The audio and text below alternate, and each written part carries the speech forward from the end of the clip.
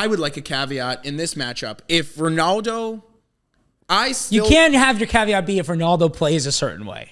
I think if Ronaldo gets over himself, learns from that game. At 38 years old, he's going to get over himself. And plays to win the game and just lets a goal come to him, I think Portugal wins. If he has another narcissistic performance like he did where he makes the entire match about himself, good, bad, or ugly, it's all about him just begging to get his goal, I think France wins. Welcome back to Yanks Abroad. We have a quarterfinal of the Euros preview, and we're going to finish it with the best team of players left in the quarterfinals. Let's get right into it. England-Switzerland, matchup number 1. It's pretty fitting that this is the first matchup to talk about because we both have very strong opinions on what England should do. Your prediction, and then changes to the lineup that played in their escape. My prediction has a little bit of a caveat because Granit Xhaka may not be available. Really? Which Injured. is he hurt his abductor of some kind. That. What I know about Granit Xhaka is he likely plays through play. it. If Granit Xhaka plays, Switzerland win this, and they win it easily. 2-0 or 2-1, but it's very simple. Is it 2-1 easy? It's an easy 2-1. An easy 2. Switzerland, to me, have probably been the second or third best team in this tournament so far, up there with Spain and Germany in the way that they've played and handled every match that they've been in. I've been overly impressed by them. I think we were both pretty hot on them actually coming into this tournament, and they've just had an array of different options in attack, and we've talked about Xhaka and Freuler have been incredible together in midfield. Akanji has played out of his boots. He's been awesome. Ricardo Rodriguez, who I didn't know was still good or ever really that good, has been great for them as well. Sommer, obviously a class goalkeeper, really, really impressed by the Switzerland side. They're mentality monsters, and I just think England obviously barely made it out of the last round. I think Switzerland handled this match fairly easily. The only way I don't see it going that way is if Southgate actually makes the big changes he needs to make. Which are? Well, first of all, Guehi's correct. Is out. So that's a huge miss for them. He's probably been their best defender. Correct. I think the big changes... Not probably. He has been their best defender. So who's playing? Joe Gomez is playing next to Stones? People are saying Ezri. Konsa. Yeah.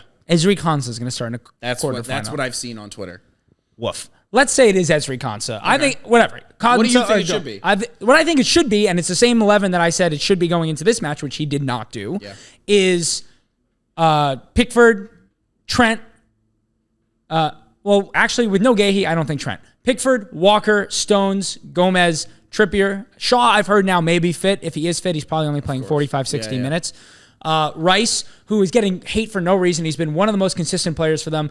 And I think Mainu has been great, but if you look at all of the statistics, everyone's like, oh, Mainu is so progressive, blah, blah, blah. Rice has been a more progressive passer in every time they've been on the pitch together.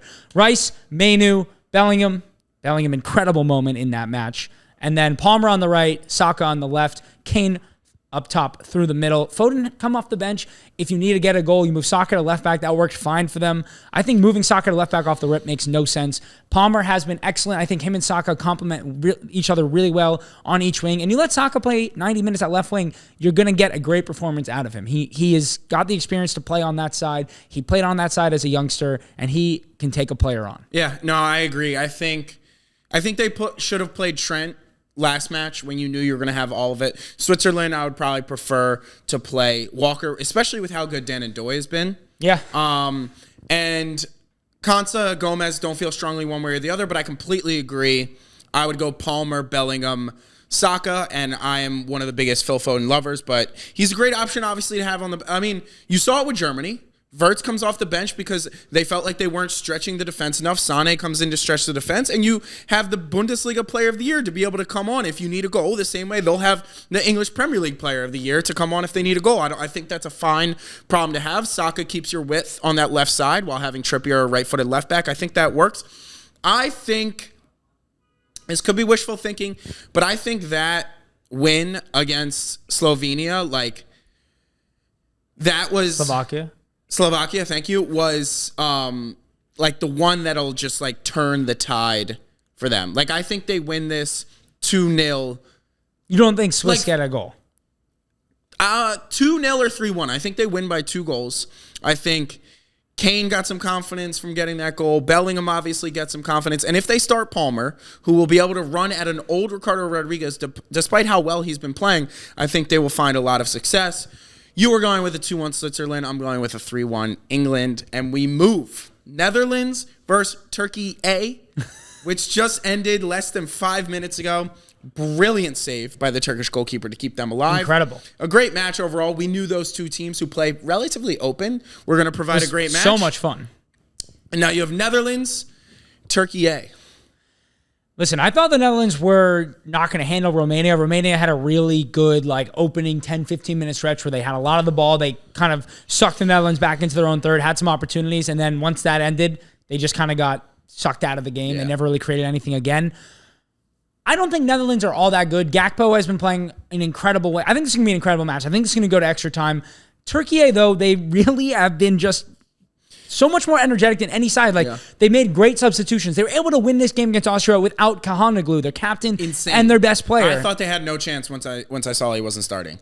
And nonetheless, here they are, even going down to the last minutes of the match. They're getting fresh legs on, who are running the pitch, who are getting out on the counter. They're scoring goals. Demiral scored a brace. I think this will be a great match. I have Turkey getting through on either in extra time or in penalties. I just think they have a little bit more energy than the Netherlands. I still haven't been overly convinced by any of the Netherlands' performances, but if Gakpo continues to score goals from tough positions, it'll be hard to stop them. Yeah, I have a 1-1 through the 90, and then I have both Wout Weghorst and Jeremy Frimpong coming on. Frimpong probably at that right mid position, and Wout obviously striker, and them connecting to give a 2-1 in added time. Were you enjoying getting to see your boy Stevie Bergwijn in the starting 11 today? Just an odd inclusion. By the way, in my lineup video that I did on my personal channel, I was saying Daniel Mullen should be starting for this team. He's great. He's been really good for the Netherlands side specifically. Yeah, I don't know why he scored 2 today. I know, has struggled to get a look in this entire tournament, but he's better off the left. So I'd be curious if they would be willing to start him off the right, but they did in their second group stage match, so I wouldn't be shocked. I'm curious if when is the Depay starting because he's Depay thing done? I think he offers something as a true center forward that Gakpo and Malen don't really offer. I understand the thesis behind bringing on a Weghorst, bringing on a Giroud, bringing on a Füllkrug. You get the defenders when they're a little less physically imposing because they played an entire match. I get it, but it's Depay really hasn't been providing them enough. No, he hasn't been great. Maybe he's making the players around him better, and I'm struggling to see that a little bit. But I don't really think I am. But I think the run ends for Turkey. I think they're a little bit too open. And they're finally going to play a side that's gonna punish them. Realistically, Austria should have scored a couple times, and chances always happen when a team's pushing like that at the end of the game. But yeah, I think it's going to be a fun 1-1 with some chances that are left on the table, and then Netherlands finishes it in extra time. I think that's fair. I think it's going to be a great match nonetheless. Every single Turkey match has been pretty much very entertaining, so I'm excited to watch that one. And those are the Saturday matches. And then Friday should be one of the best days in international footy in a long time. I've never been so blessed to watch, and we almost didn't get it for countless reasons, but we have Spain, Germany, France, Portugal as 2 quarterfinal matchups. That's an absolute joke. We'll start Spain, Germany. Probably could have been the if the bracket worked out a different way, could have been the final. I think I think most people would agree these have been the best 2 teams so far in the tournament. In every match that they've played, they've looked very controlling. They've had their moments where they've either looked a little shaky on the defensive side or whatever, but in general, in terms of controlling matches and looking threatening, I think these have been the 2 best teams. And we wish we got to see them in the final, but we get to see them nonetheless, so we can't complain. So I've gone back and forth. The problem is Nico and Lamine. I feel like we don't have wingers like this anymore. Everyone wants to be cute on the ball and just recycle it back to the midfield, make some incisive passes, and you just have 2 wingers who want to run at you and create chances, and every single time they touch the ball, the fullback is backtracking. I think this is the biggest problem with England, is every time their wingers get the ball, the fullbacks aren't intimidated to defend. No one wants to run at them. That's why I like Cole Palmer. He's the only one who actually wants to run at people. Saka does it sometimes, but I think Palmer consistently...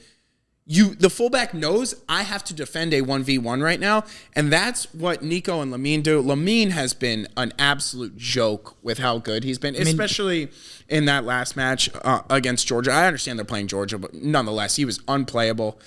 But I love Germany just as much. I love benching Wirtz. You get Musiala, Gundogan, and Sane. I think it's the perfect balance.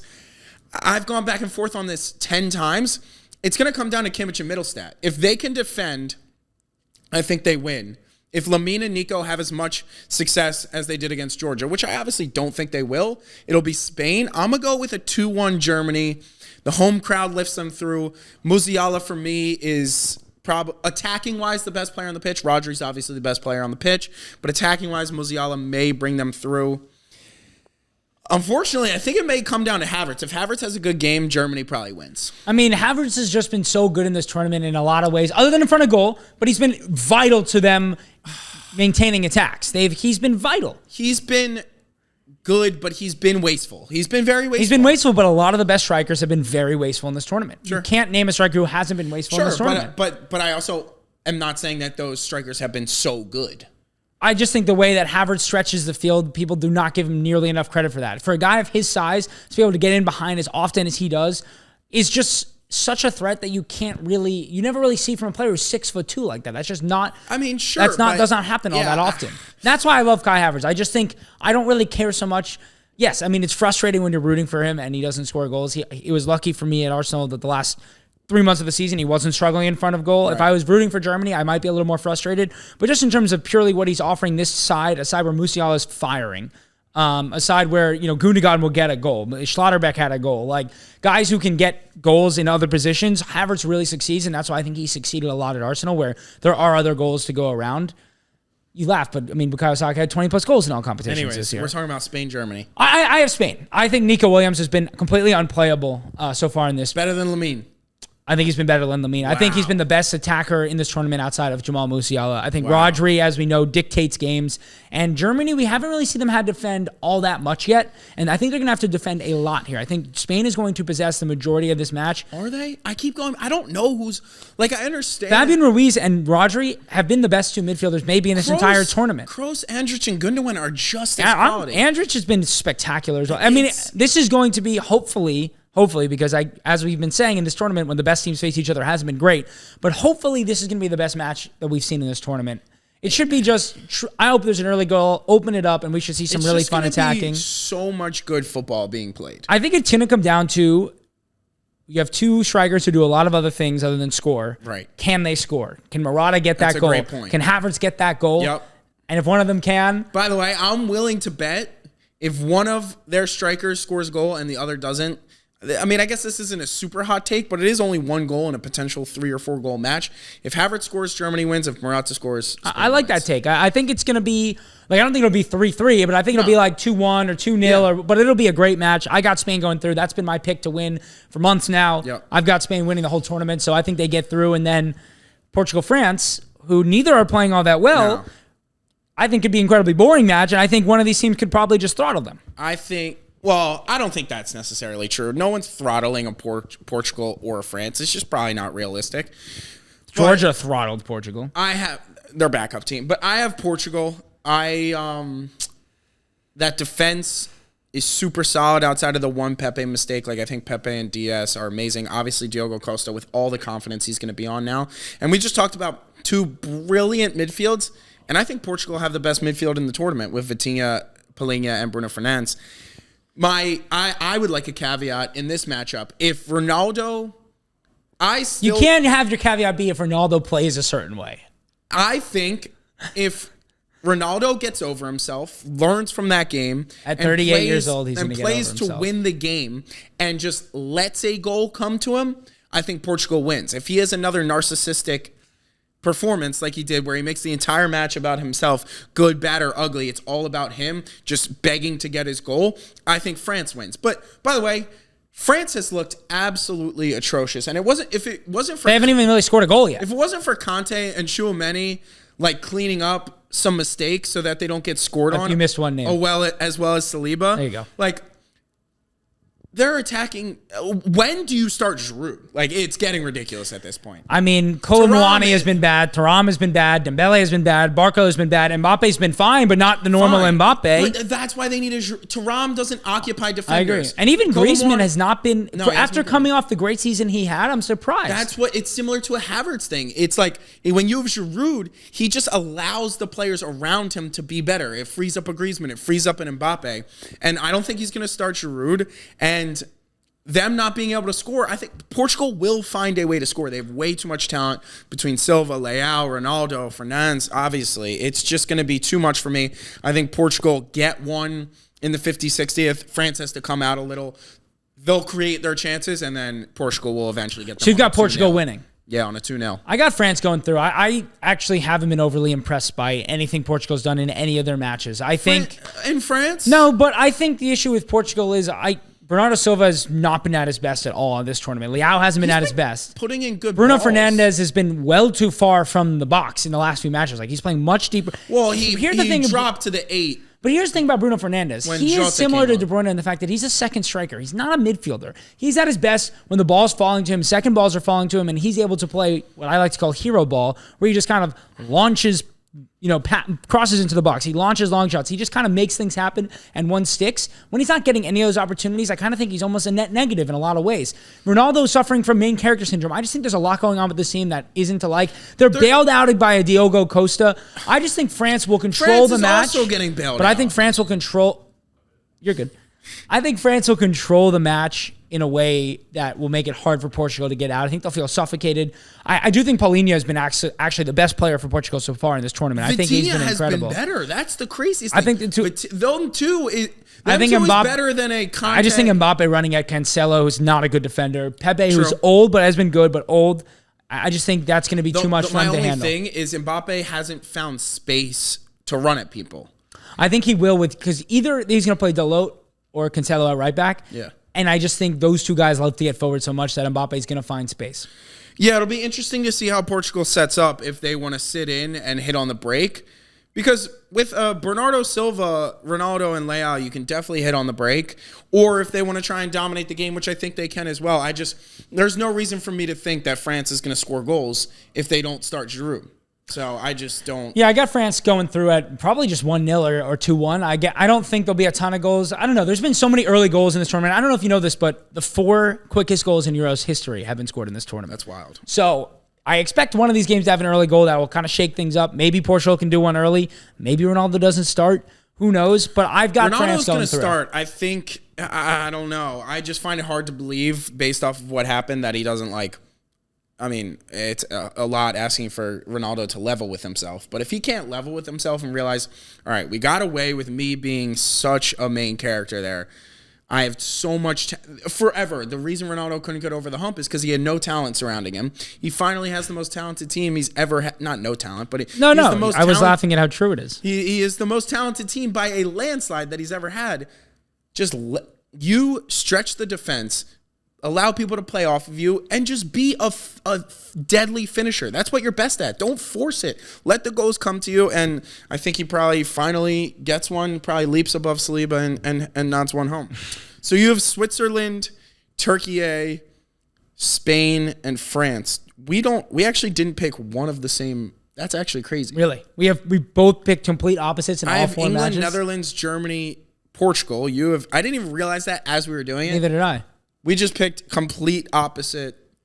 That's helpful to no one because if we were on the same thing, the other team would be as free as it gets. Yeah, free money. Well, if you just fade Casey in this tournament, you're making money. Sorry, we didn't give you guys the locks that you usually get from this. All right. Lastly, we have our best 11 of the 8 teams that are remaining. You cannot choose more than 2 players from any team, but you have to choose at least 1 player from all 8 teams. So 3 teams, you'll have 2 players from.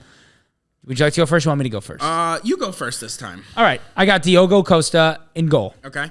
So that's my 1 Portuguese player. I got Kimmich at right back, Saliba Van Dijk partnership at center back, and then I got Ferdi Kostakoglu, the left back for Turkey, who is rumored to be making a big move this summer. Arsenal have been keeping tabs on him for a while. I've been very impressed by him. I'd not watched much of him other than like highlights on YouTube before this tournament.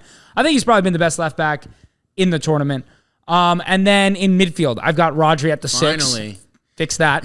Still going with my boy Xhaka as the more defensive of the 2 8s, and then Musiala at more of a 10 role.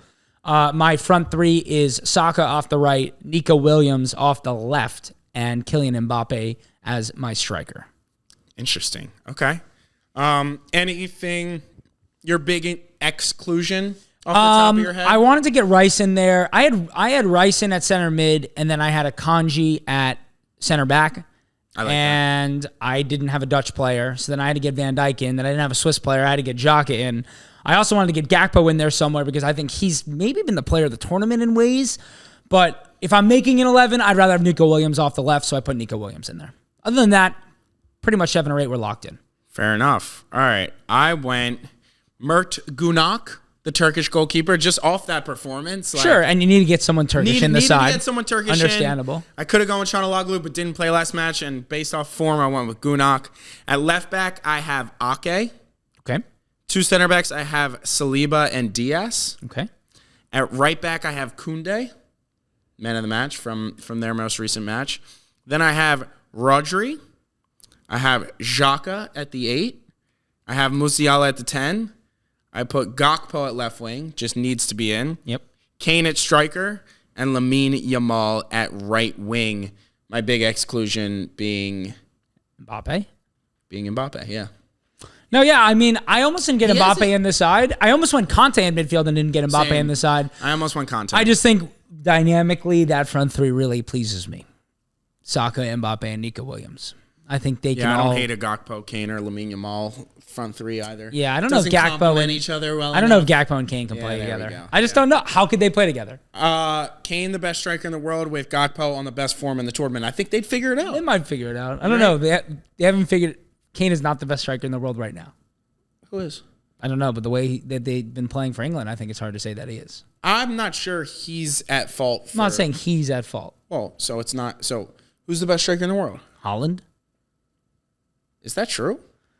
If you're starting at 11 right now, you're taking Haaland over Kane. No. If you're not a Tottenham fan. I think most people would disagree with you regardless, based off of how Haaland played this season and how Kane played this season. Farmers League. Anyway, Farmers League. Make sure to hit the subscribe button. The quote unquote big 6 is ass. The Prem is a Farmers League. Leverkusen undefeated. Dortmund Champions League final. Bayern slapped Arsenal around with their fucking cock. Slap us around. Who else was good from the Bundesliga? Anyways, make sure to hit this. Sesko. Whatever. Sesko choked away the biggest moment of his career and my money. Thanks for watching. Hit the subscribe button. Hopefully you've been enjoying our U.S. men's national team coverage as well. That is not over for the summer either. We will be covering the Olympics when that starts. We will be talking a lot more about Greg with 2 Gs, Berhalter. And we have a bunch of our top players in limbo with where they're going to end up this summer. So we're going to touch on potential landing spots for a lot of our best players. And then on top of the Olympics, where some of those kids could end up across Europe as well. For sure. So hit the subscribe button. Make sure to follow us on Instagram and TikTok. Those handles are in the description on YouTube. If you're listening on Spotify, come check us out on YouTube as well, or wherever you get your podcasts. And we will see you soon after the quarterfinals to talk about the semifinals. Peace.